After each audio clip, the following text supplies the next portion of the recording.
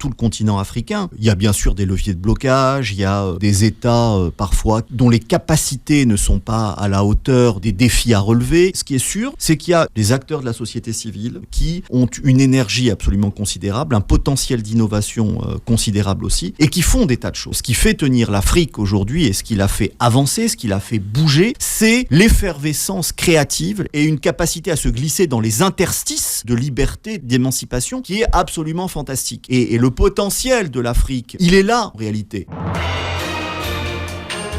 17h, 18h, les grands témoins avec Nasser Kétan sur Beurre FM.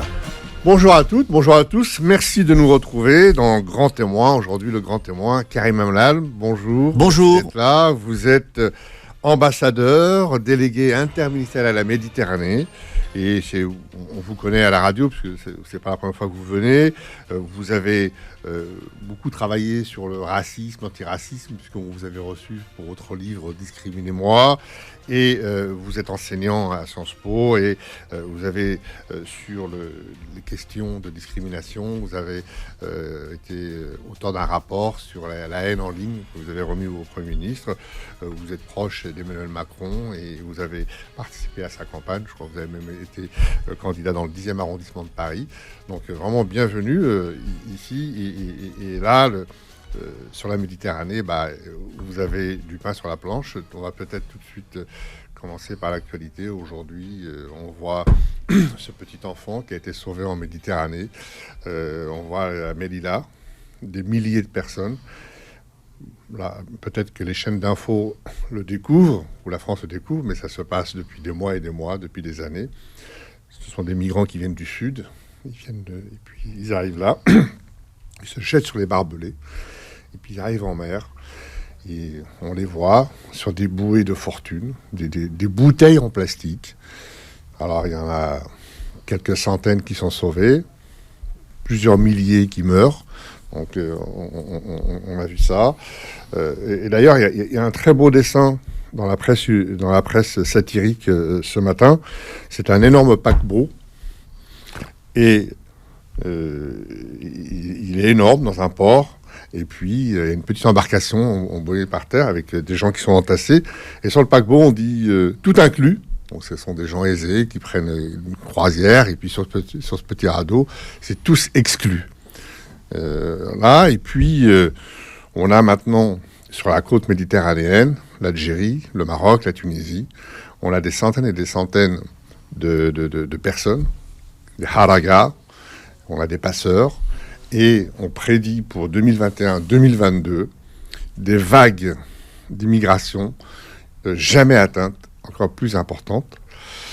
Alors, cette Méditerranée que vous défendez, on peut peut-être poser une question. Où va la Méditerranée ? Est-ce que c'est ça, la Méditerranée ? La Méditerranée, c'est pas que ça, mais c'est aussi ça. Et ça, il faut s'en occuper. Ça, c'est ce que vous décrivez très justement et très tragiquement. Ce sont des morts, des milliers de morts, qui sont des gens comme vous et moi qui poussés ou chassés par la misère, décident, comme on dit, vous avez employé le terme de haraga, décident de se brûler en quelque sorte et de tout brûler et puis de partir, de se jeter à la mer. Avec une seule idée en tête, advienne que pourra en réalité. Il s'abandonne aux mains de la fortune. Et il y a plusieurs raisons qui expliquent ça. Il y a des raisons évidemment économiques, des raisons sociales, des raisons politiques parfois, parce qu'on sait qu'un certain nombre de ces personnes viennent de pays, en Afrique subsaharienne notamment, où les tensions politiques, les difficultés politiques sont telles qu'un certain nombre de personnes sont chassées de ces pays-là. Il y a aussi d'autres raisons que l'on n'a pas encore assez en tête et qui vont produire une augmentation de ce phénomène. C'est le changement climatique, principalement. Vous avez évoqué 2021-2022, mais les analystes prévoient des vagues de départ, d'émigration, en nous plaçant du côté des pays de départ, beaucoup plus massives encore dans les décennies qui viennent. Et cette fois, évidemment qu'il y aura des raisons économiques, mais il y aura aussi et surtout des raisons climatiques. Donc, le constat, nous le faisons tous de part et d'autre. Et la Méditerranée, effectivement, est d'une certaine manière une mer où viennent se noyer un certain nombre de gens qui sont chassés par la misère et demain par le changement climatique. À partir de là, la question qui se pose, c'est qu'est-ce qu'on fait ? Qu'est-ce qu'on peut faire ? Ce qu'on peut faire, c'est évidemment d'abord prendre notre part en termes d'accueil d'un certain nombre de ces personnes, mais le fait est que l'Union européenne, l'Europe, la France a fortiori, ne peuvent pas accueillir absolument tous ceux qui viennent tout le temps, toujours. Il faut en prendre notre part, comme la décision très, très sage d'Angela Merkel en 2015, par exemple, avec des vagues de réfugiés d'autres régions du monde, moins d'Afrique subsaharienne, un peu quand même. Et puis, il faut travailler à faire en sorte que les raisons pour lesquelles des gens quittent leur pays n'existent plus ou existent moins. Alors il y a quelques années, nombreuses années, certains appelaient ça le co-développement par exemple. Bon, je ne sais pas si c'est le terme adéquat, mais ce qui est sûr, et c'est une responsabilité de l'Europe et de la France en particulier, c'est qu'il faut contribuer, respect mutuel, mais il faut contribuer à aider l'ensemble de ces pays d'émigration, ce qu'on appelle aussi les pays sources, pour que tout simplement, ils développent des capacités, des facultés qu'ils ont en leur sein et que parfois, ils ne développent pas parce qu'il leur manque de l'expertise technique, des financements, etc. On est aujourd'hui à un moment où, par exemple, a lieu le sommet, le sommet Afrique-France sur le financement des économies africaines. Et je crois que c'est par ce biais-là, par des mécanismes de ce type, qu'on va pouvoir régler pas tout le problème, mais une partie du problème. Parce que tout simplement, ça commence par de l'économie, ça commence par des financements, par le développement de capacités. Par la réduction des dettes, comme ça. Exactement, la réduction des dettes. Et en fait, il faut tout simplement que nous aidions, et notre responsabilité est là, nous aidions l'ensemble de ces pays à se développer pour que les raisons qui conduisent des gens à quitter leur pays, eh bien, diminuent, ou en tout cas, soient moins importantes qu'aujourd'hui. Karim Amlal, je crois qu'il faut... on va essayer de ne pas être dans la langue de bois. Les Africains, comme les gens d'Afrique du Nord, il n'y a pas un atavisme particulier qui ne serait pas capable de monter des sociétés, des entreprises, etc. Il y a une chose qui est claire, depuis les indépendances africaines ou nord-africaines, les pouvoirs en place sont pas des modèles de démocratie, ce sont même des modèles néocolonialistes vis-à-vis de leur propre population. À l'époque de François Mitterrand, il y avait cette idée de donner des aides ou de favoriser un peu le développement et qui, en proportion avec leur capacité de développement démocratique. Comment des pays qui ont des régimes autoritaires, qui cadenassent la façon de créer des entreprises, des PME, des PMI, etc., comment ces pays-là, lorsqu'ils n'ont pas les leviers alternatifs de contre-pouvoir qui sont consubstantiels d'un développement économique, on pourra donner des plans Marshall à Tort-Larigot s'il n'y a pas cette respiration démocratique, s'il n'y a pas cette capacité de développer l'économie.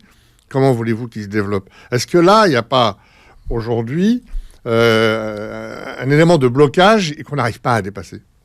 Ce qu'on observe, c'est que en Afrique subsaharienne, mais en fait sur tout le continent africain, il y a bien sûr des leviers de blocage, il y a des États parfois dont les capacités ne sont pas à la hauteur des défis à relever. Il y a tout ce que vous dites. Et puis la corruption au milieu. La corruption au milieu. Qui est phénoménale. Parce que des entraves de beaucoup d'aides atterrissent dans des comptes offshore, bien sûr. Ou dans dans d'autres... Il y a des entraves de toutes sortes qui sont politiques, qui sont liées à la corruption, qui sont économiques, etc.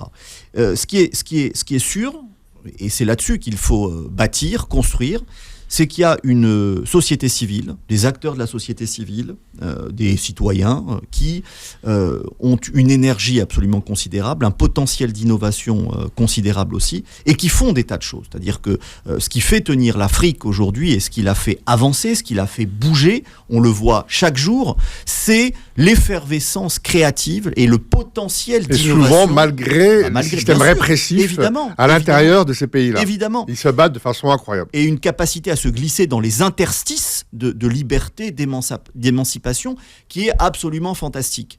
Et le potentiel de l'Afrique, qui est déjà d'ailleurs en partie dans certains pays réalisé, il est là en réalité. Il est dans cette capacité créatrice, dans cette capacité à se prendre en main, dans ce qu'on pourrait appeler ailleurs l'empowerment aussi, c'est-à-dire malgré les difficultés, comment est-ce qu'on s'organise pour s'en sortir. Pour créer des choses, pour innover, pour créer des entreprises, pour créer de la valeur économique notamment. Et ça, c'est fantastique. Et c'est un potentiel qui nous oblige, nous, Européens, nous, Français, mais qui en réalité oblige le monde.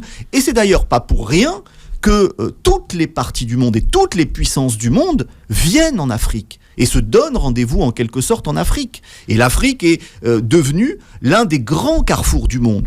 Je parlais des Chinois, des Américains. Et en parlant des Américains, je crois que c'est le président Clinton qui avait à l'époque, par rapport à l'Afrique, une formule qui résume beaucoup de choses, qui avait dit « trade not aid ». Et c'est en lien un peu avec ce que vous dites, c'est-à-dire que ça fait longtemps qu'on ne raisonne plus de cette manière qui consiste à jeter ou à balancer comme ça sur la tête des gens des millions, des milliards en leur disant débrouillez-vous, parce que ça ne marche pas tout simplement.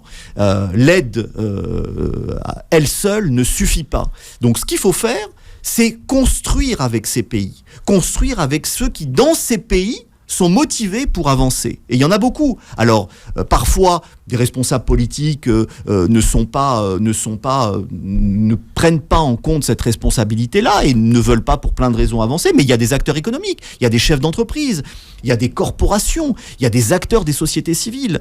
Et c'est avec eux qu'il faut engager ce processus et justement, plutôt que de les aider en leur filant de l'argent tout simplement sans but particulier, il faut les aider à construire des infrastructures.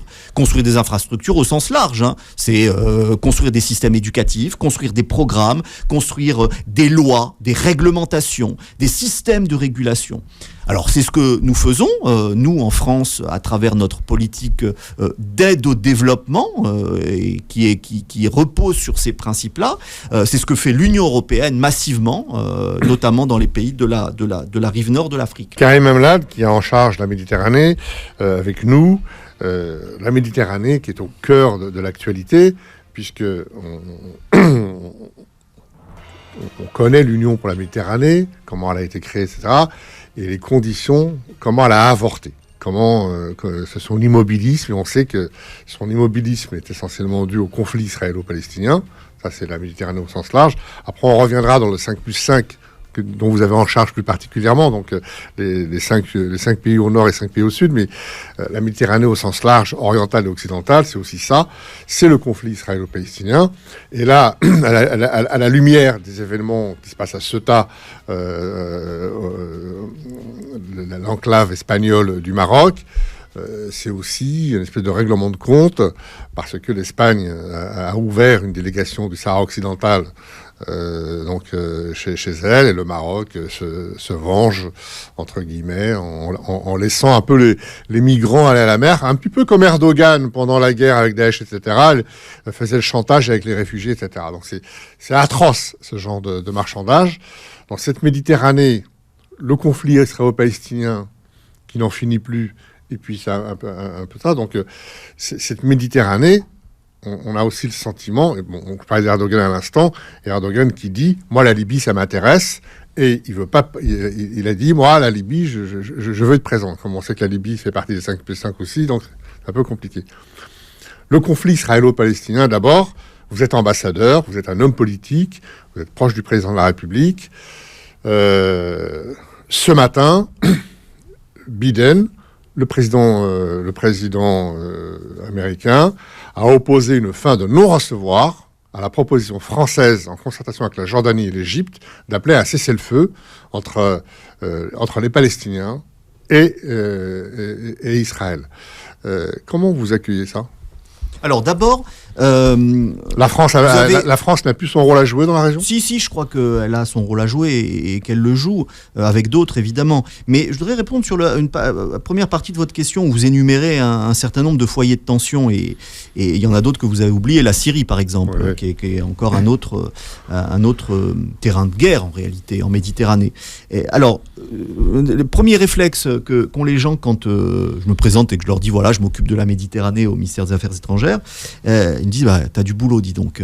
Et effectivement, on en a eu là un aperçu. Mais la Méditerranée, ça n'est pas que ça. Ça n'est pas que des gens qui se noient en mer, ça n'est pas que la guerre en Syrie, la crise en Libye, Erdogan, la rivalité entre l'Espagne et le Maroc, entre l'Algérie et l'Espagne, etc., etc. La Méditerranée, c'est aussi beaucoup de choses, je pense qu'on en parlera, qui nous unissent, des sujets qui nous rassemblent, une culture extraordinaire qui a créé depuis des centaines d'années, des milliers d'années, autant de liens entre nous. Donc, la Méditerranée, c'est ce qui nous divise, mais c'est aussi ce qui nous réunit. Et sur le plan politique, on a un peu ces deux options, c'est-à-dire voir ce qui nous divise et créer encore plus de divisions. On sait que c'est une stratégie politique pour certains, et ça l'a été pour l'Empire britannique, par exemple. Donc, diviser pour mieux régner, en quelque sorte, et susciter des divisions et encore plus de divisions, ou bien essayer de nous réunir, de bâtir ensemble et de trouver des sujets d'intérêt commun. C'est ce qui a conduit à la création de l'Union pour la Méditerranée. Et c'est ce qui a conduit à la création du 5+5 et de plein d'autres enceintes. On essaye de se mettre autour d'une table et de dire, bon bah, on met de côté ce qui nous divise et on regarde ce qui nous rassemble et sur quoi on peut bâtir pour régler des problèmes communs. Bon. Parmi les problèmes très anciens que nous avons à régler, parce que je crois que c'est une responsabilité collective, il y a le problème d'Israël et de la Palestine, le conflit israélo-palestinien. Bon, nous, en France, et depuis très longtemps, vous connaissez notre position, que nous n'avons jamais changé, modifié. Un petit peu, on est dans l'actualité. On a l'impression quand même que la réaction du président de la République est un peu timorée, parce que la France... François Mitterrand a reçu Yasser Arafat. Yasser Arafat a reconnu la caducité de la charte de l'OLP. Il a reconnu Israël. L'Assemblée nationale française a reconnu l'État de Palestine sous la mandature de François Hollande. On s'attend quand même de la part du président Macron qui de façon emblématique a fait beaucoup d'avancées sur la mémoire, sur le rapprochement notamment avec l'Afrique du Nord, etc. C'est quelque chose qu'il a pris à bras-le-corps et vraiment il a le soutien de beaucoup de gens. On est en attente de sa part de quelque chose d'important et on a l'impression qu'on est là, à cesser le feu, on fait des condoléances à droite, à gauche, mais on a le sentiment que c'est... Voilà, on est quand même dans un deux poids, deux mesures. Oui, parce que d'abord le cessez-le-feu, tout le monde demande le cessez-le-feu et nous le demandons parce que c'est la priorité du moment. Et c'est la condition de tout le reste. Donc on est aujourd'hui dans une situation où c'est la première chose à faire. Sur notre position, il faut la rappeler, notre position, et d'autres n'ont pas la même position. Notre position, c'est 2 États qui vivent en paix et en sécurité côte à côte. Avec Jérusalem-Est comme capitale de l'État palestinien. Comme capitale. Donc on sort du mono... comment dire, on revient dans le multilatéralisme, alors que Donald Trump ne s'est pas privé de faire des petits cadeaux à Benjamin Netanyahu. Nous n'avons jamais dévié de cette position. C'est la position du président de la République.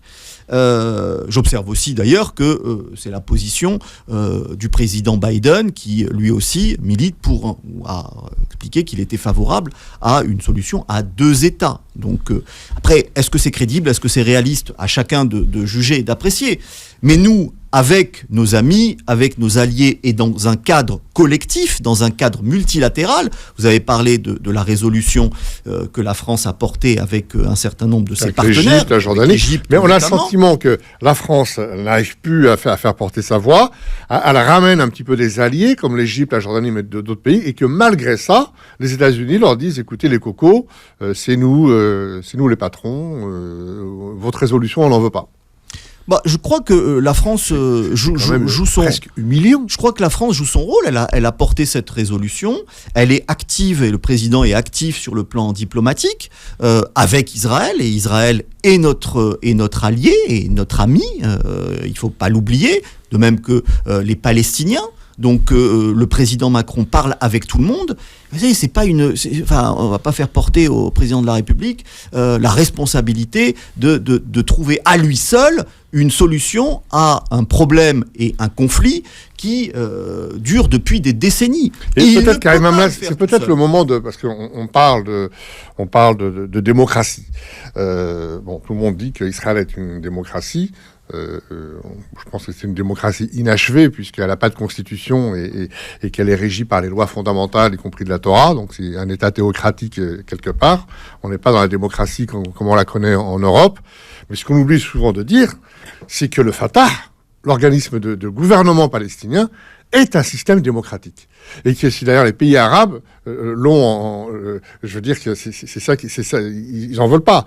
Il y a des ministres d'origine juive, il y a des ministres d'origine chrétienne.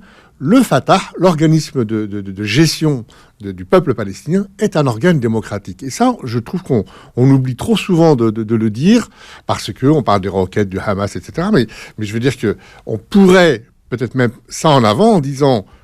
quand même, les Palestiniens obéissent à des critères du système démocratique universel, européen et universel, et on pourrait avancer là-dessus quand même. Mais on dit toujours, chacun est le terroriste de l'autre. Oui, après, à chacun d'apprécier ce qu'il en est, et puis aux Palestiniens d'abord de trouver les solutions politiques à leurs problèmes. Et évidemment, on est aussi là, et avec tous les autres, pour les aider. Mais ce qui est sûr, c'est que, et ce qu'on a un peu perdu de vue, c'est que les opinions, les positions, de part et d'autre, du reste, y compris en France en quelque sorte, se sont très largement polarisé ces dernières années. Et on est aujourd'hui dans une situation de tension extrême, et en réalité de polarisation extrême, parce que pendant un certain nombre d'années, par le passé, eh bien, on n'a peut-être pas suffisamment prêté attention à ce qu'il se passait. Et un des effets néfastes de cette polarisation, c'est de donner à cette guerre, à ce conflit, un caractère religieux qui ne l'est pas au départ, puisque c'est un caractère politique de colonisation, c'est d'apartheid, et que c'est quand même une question politique. Et là, le glissement s'est fait vers musulmans, juifs, etc. Et c'est dramatique. Oui, c'est dramatique, bien sûr. C'est malheureusement quelque chose d'ancien. Et c'est vrai que la solution que nous préconisons, la position que nous avons de deux États qui vivent côte à côte, chacun en sécurité, c'est important, s'éloigne de plus en plus. Mais il ne faut pas baisser les bras. Et le multilatéralisme, le cadre collectif, les systèmes d'alliance, ça sert aussi à ça, à essayer d'apporter des solutions. Alors, vous avez raison sur le fait que la France toute seule, mais je crois que ce n'est pas du tout le but, ne va pas trouver une solution et ne va sûrement pas l'imposer à qui que ce soit. Elle serait de toute façon dans l'incapacité de le faire. Donc c'est à plusieurs qu'il faut le faire. Et c'est à plusieurs aussi, et ça c'est un point important, au sein de l'Union européenne. L'Union européenne... qui est le principal bailleur de l'État palestinien. Exactement. Et l'Union européenne, vous avez vu à quel point c'était difficile de trouver une position qui fasse l'unanimité. J'observe que la Hongrie s'est démarquée un petit peu ou singularisée. Oui, on connaît la Hongrie. La Hongrie, elle est suiviste de l'Europe, avec la Pologne, avec le Portugal, etc. On les a vus dans la guerre en Irak. Oui. Il y avait toute cette frange européenne qui était avec George Bush pour intervenir, et puis l'autre autour de Jacques Chirac qui était contre la guerre. On connaît la position de la Hongrie. Bien sûr. Donc c'est dans ce cadre collectif qu'il faut essayer de pousser des solutions. Mais encore une fois, la France ne peut pas le faire toute seule, et c'est pas le but. Mais je crois qu'il y a aussi beaucoup à attendre dans une évolution à venir sans doute de la position du président américain. Parce que le président américain n'est pas tout seul, il a des alliés à l'intérieur de son propre camp, du camp démocrate. Il y a un certain nombre d'alliés qui le poussent à faire évoluer sa position.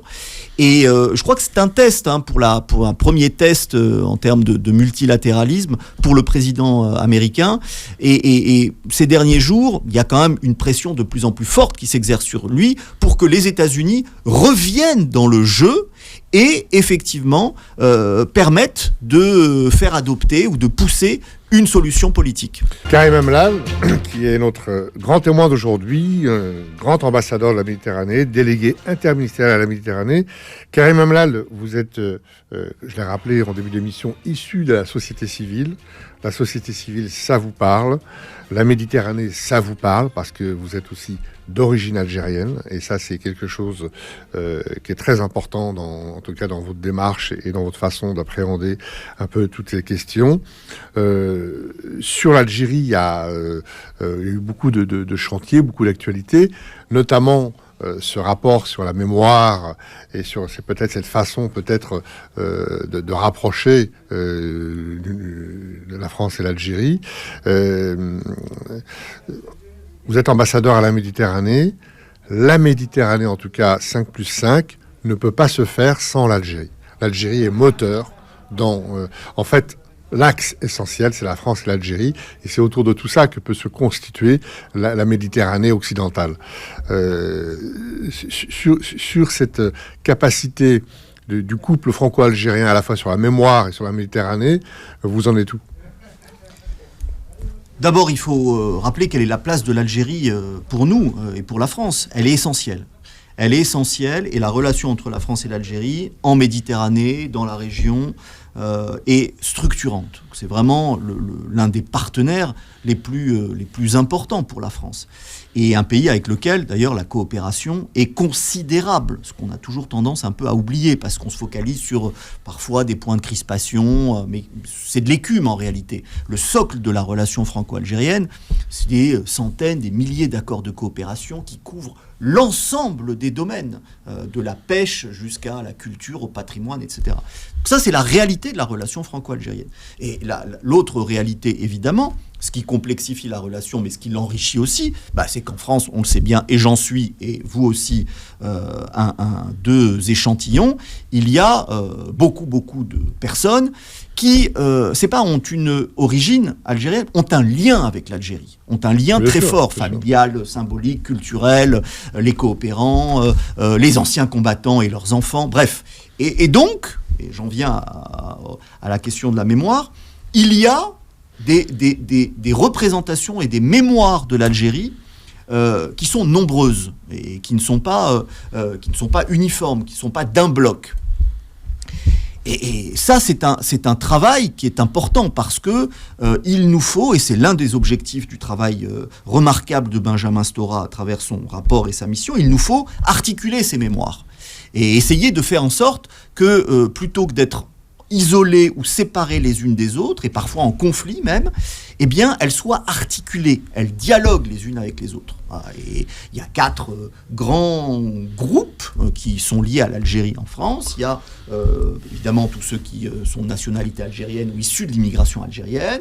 Il y a les anciens combattants. Il y a les mondes rapatriés. Et puis il y a les harkis, en gros. Et il y en a sans doute beaucoup d'autres. Mais ces 4 grands groupes-là doivent se parler les uns avec les autres. Donc il faut créer des espaces de rencontre, il faut créer des espaces de mémoire, des espaces de discussion, et une représentation, sinon une représentation commune, du moins une modalité de conversation. Voilà.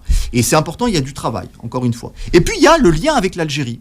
Et là aussi, on sait que la relation avec l'Algérie, aussi bonne soit-elle et aussi puissante soit-elle, elle est parfois encombrée par, alors selon la formule un peu rituelle, ce passé qui ne passe pas et qu'il faut justement essayer de dépasser. C'est l'autre enjeu essentiel du rapport de Benjamin Stora que d'essayer de changer de méthode et de trouver des moyens, non pas de revenir et de ressasser le passé, mais des moyens d'avancer et d'avancer ensemble avec l'Algérie, avec les Algériens, dans un respect mutuel, en regardant quels sont les points, sur les trucs très concrets sur lesquels il peut y avoir dialogue et avancer.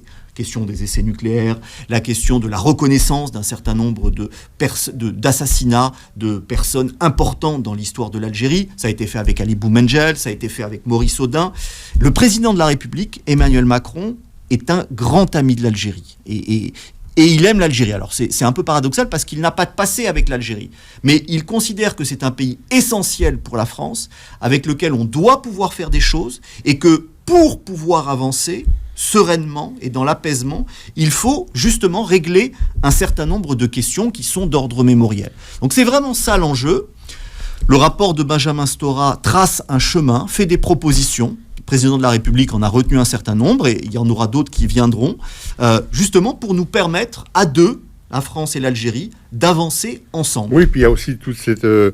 Ces historiens algériens aussi qui se sont mêlés un peu de tout ça et qui aussi demandent au pouvoir algérien d'ouvrir les archives. Et donc on voit bien que ça fait tache d'huile cette histoire.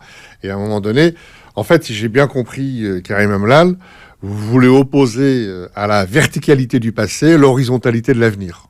Oui, d'une certaine manière, c'est une... la guerre était verticale, c'était un affrontement, le bien, le mal, le bon, etc. Et l'avenir, c'est toutes ces ramifications, tous ces accouchements, tous ces prolongements tentaculaires un peu partout, qui vont faire des connexions, voilà. Oui, et puis c'est une manière pragmatique d'avancer que nous proposons et que le président de la République propose, c'est-à-dire regarder d'abord l'histoire en face, regarder les points sur lesquels il peut y avoir des avancées, entretenir un dialogue, évidemment, avec nos amis et partenaires algériens, et avec le président Tebboune, mais avec les historiens, et d'historien à historien. C'est pour ça que nous sommes évidemment très attentifs au travail qui est fait par les historiens aussi en Algérie. Donc c'est vraiment à deux qu'il faut essayer d'avancer. Dans ces prolongements, je reprends une de vos formules, vous parlez souvent d'agenda positif pour la Méditerranée, et dans ces prolongements et dans cet agenda positif, vous dites vouloir impliquer les diasporas. Ça veut dire quoi ? Ça veut dire que on peut rien faire sans les diasporas, et en particulier en France où les diasporas sont nombreuses et où elles sont aujourd'hui en capacité d'agir et de faire des choses avec leur pays d'origine, et évidemment en France. Pourquoi ? Parce que les diasporas, et plutôt les membres des diasporas, ce sont des médiateurs. Ce sont de formidables médiateurs, intercesseurs, et ce sont des personnes. Moi, j'en fais partie, on en fait partie. Ce sont des personnes qui connaissent très bien de pays, de cultures, parfois plus, et qui sont en capacité, qui sont agiles, qui sont en capacité d'agir ici, là-bas, de faire passer des messages, de jouer un rôle positif. Et donc ces diasporas-là, alors la diaspora ou les diasporas issues des immigrations maghrébines en particulier, mais pas seulement, puisqu'on parle de la Méditerranée, il y a aussi des diasporas italiennes, espagnoles, portugaises notamment, il faut les associer à ce que nous souhaitons faire et à ce fameux agenda positif. Qu'est-ce que c'est que l'agenda positif ? C'est regarder quels sont les sujets d'intérêt commun, les sujets qui nous réunissent. Par-delà nos divergences, encore une fois, comme je le disais tout à l'heure, on a plein de points de divergence. On a deux possibilités. Soit on se focalise sur les divergences et on n'avance pas et on recule, soit on met de côté nos divergences, dès lors qu'elles ne sont pas fondamentales, sur un certain nombre de sujets, et on regarde comment on peut avancer. C'est quoi les points d'intérêt commun ou les sujets d'intérêt commun ? C'est l'environnement, par exemple. Parler au tout début du changement climatique et de ses conséquences. S'il y a bien un sujet... On rappelle que les 10 villes les plus chaudes du monde, de la planète, sont en Méditerranée. La Méditerranée est, comme on dit, un hotspot du changement climatique. C'est un des lieux les plus concernés par le changement climatique. Et franchement, peu de personnes en ont aujourd'hui conscience. Alors, on le voit bien, l'été, etc., le réchauffement, la canicule, on voit ces choses-là, mais on ne mesure pas encore les conséquences terrible de ce changement climatique. Donc il y a l'environnement, mais il y en a plein d'autres. Il y a la formation, il y a le digital, il y a l'économie, il y a les questions de culture, de patrimoine. Sur tous ces sujets-là, c'est l'agenda positif. Il y a moyen d'avancer ensemble. Et parmi les acteurs qui peuvent avoir un rôle à jouer, il y a effectivement les diasporas. Ces diasporas que vous voulez aussi faire, ça revient souvent dans votre bouche, vous voulez aussi faire résonner la Méditerranée sur nos territoires. C'est-à-dire que, en fait, vous avez à la fois appliqué les diasporas, mais faire résonner les territoires de France par rapport à cette Méditerranée sur certains grands projets, sur le réseau des villes, etc. Oui, parce que la Méditerranée, c'est un très bel objet de notre action extérieure. On va parler de l'UPM, la scène régionale, des choses qui sont moins connues, comme le 5+5, qui sont plein d'éléments de diplomatie, d'objets diplomatiques. Mais enfin, la Méditerranée, c'est d'abord un sujet de politique intérieure, de par la place qu'occupent les diasporas, et notamment les diasporas méditerranéennes, au sens large, dans notre pays. La Méditerranée, c'est une identité positive et inclusive. C'est ce qui nous rassemble. En réalité, la Méditerranée, c'est ce qui nous rassemble par-delà toutes nos divergences. Par-delà nos divergences d'appartenance, nos divergences culturelles, nos différences confessionnelles, notamment. On est tous méditerranéens. On a tous en commun un patrimoine, des représentations, des valeurs, des modes de vie, des façons de parler. Et en fait, vous voulez faire de cette Méditerranée, ça revient aussi beaucoup dans votre bouche, un moment festif et populaire. Oui, un moment festif et populaire. Ce sont vos propres tout à fait. Trouver les moyens d'entraîner les gens, oui, les jeunes en particulier dans cette bien idée. Sûr. Et là, tout récemment, les 42 États ont voté l'idée d'une journée internationale de la Méditerranée.